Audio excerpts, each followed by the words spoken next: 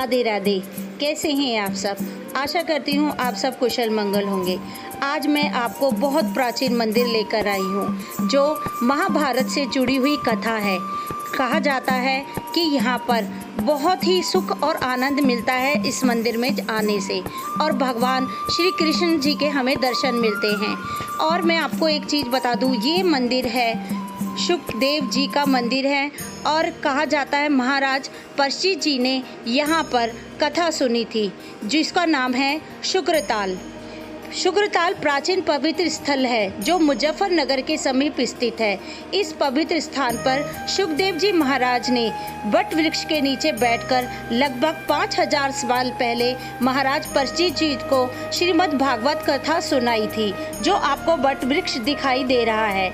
यह कहा जाता है कि अर्जुन के पुत्र और अभिमन्यु के पुत्र महाराज परीक्षित जी को सुखदेव जी ने यहाँ पर श्रीमद् भागवत कथा सुनाई थी, जिससे वह श्राप मुक्त हुए थे। महाराज परीक्षित जी को श्राप दिया गया था कि 7 दिन के बाद उन्हें सांप डस जाएगा और उनकी मृत्यु हो जाएगी। लेकिन महाराज ऋषि सुखदेव जी ने उन्हें 7 दिन इस वट वृक्ष के नीचे कथा सुनाकर श्राप मुक्त किया था। यह वट वृक्ष बहुत विशाल है, और आपको इसकी खासियत बात भी बताऊं कि इसकी पत्तियां और इसकी शाखाएं कभी भी सूखती नहीं हैं। और आपको जो भी कथा है मैं इन पंडित जी के द्वारा मुख से सुनाती हूँ। और जो ये बड़का पेड़ है इसकी उम्र 5500 साल से दिखती है, और इसकी खास बात है कि में धारी जटाई नहीं आती। आपने दूसरे बड़े पेड़ देखो मैं लटाई नीचे लटकते वो नहीं आती, थोड़ी बहुत आती है वहीं पर चिपक जाती है। सुखदेव जी महाराज वेदव्यास जी के पुत्र हुए, 12 साल तक अपनी माता के घर में रहे। 12 साल के बाद होते चलिए और 16 साल के भगवान यहाँ भागवत कथा सुना। और जो राजा परीक्षित है ये अर्जुन के पुत्र अभिमन्यु के लड़के। महाभारत के आखिर में अश्वत्थामा ने पहले तो पांडव के 5 बेटों को सिर काट के ले गया, फिर बाद में ब्रह्मस्त्र को छोड़ा, और ब्रह्मस्त्र को यह छोड़ा कि माता को तो खुश न हो और माता पेट में जो बच्चा वो नष्ट हो जाए। तो उत्तरा को दर्द हुआ, उत्तरा ने भगवान याद किया प्रभु रक्षा करो। भगवान दौड़ गए, छोटा सा रूप बनाया, उत्तरा घर में प्रवेश किया, राजा पृथ्वी पर से रख सकी।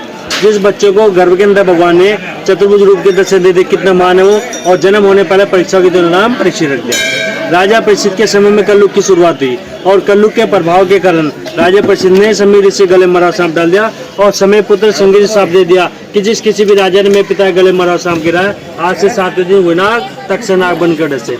तो कुछ मृत्यु अकाल मृत्यु में आती है। सांप के काटने से मरता आदमी, पानी में डूब के मरता, आग में जल के मरता, एक्सीडेंट मरता, आत्महत्या करता है। इन सबको हजारों साल तक मुक्ति नहीं मिलती, इनकी आत्मा से भटकते रहते हैं। तो उस हिसाब से मुक्ति पाने राजा पर यहाँ पर आए, और भगवान सुखदेव जी ने 6 दिन तक भागवत कथा सुनाई। 7वां दिन शुरुआत भगवान ने सावधान किया, देखो भी तक से नाग आने वाला है, और भगवान सुखदेव राजा परीक्षित जी को अष्टांग योग के द्वारा उनकी आत्मा से पहले मुक्ति कर दी। केवल मिट्टी रूपी शरीर है, उसी मिट्टी रूपी शरीर में आगे तक से नाग डगमा दिया, सही ज्योत राख हो गया। तो भगवान ने भागवत के द्वारा राजा मोक्ष प्राप्ति करे। जो मोक्ष पांडवों को नहीं मिला, भगवान के साथ में रहने से देवता भी तरते उनको मोक्ष वो मोक्ष के राजा पक्ष मिला। उसी भागवत फिर पूरे संसार में शुरू हो गई। तो भागवत की जन्मभूमि है। बोलो सुखदेव जी महाराज की जय, बोलो राजा परीक्षित और सुखदेव जी की जय।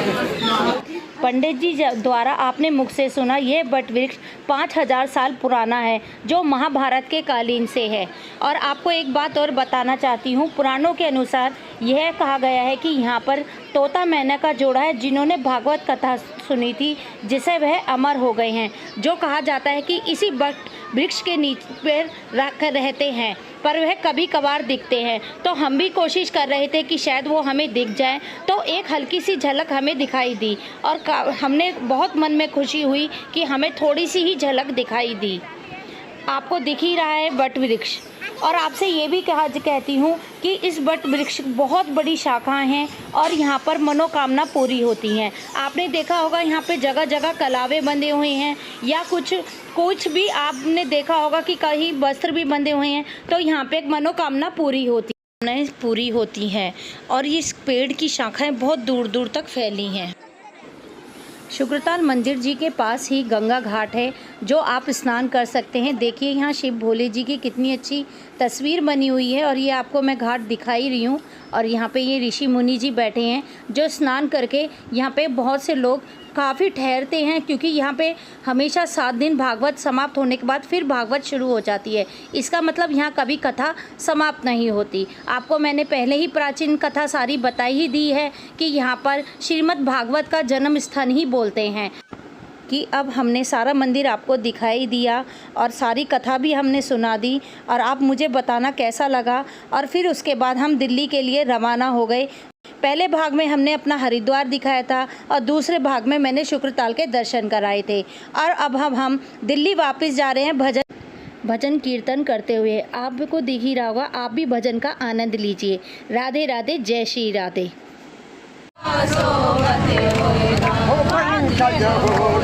मैं उड़ जाती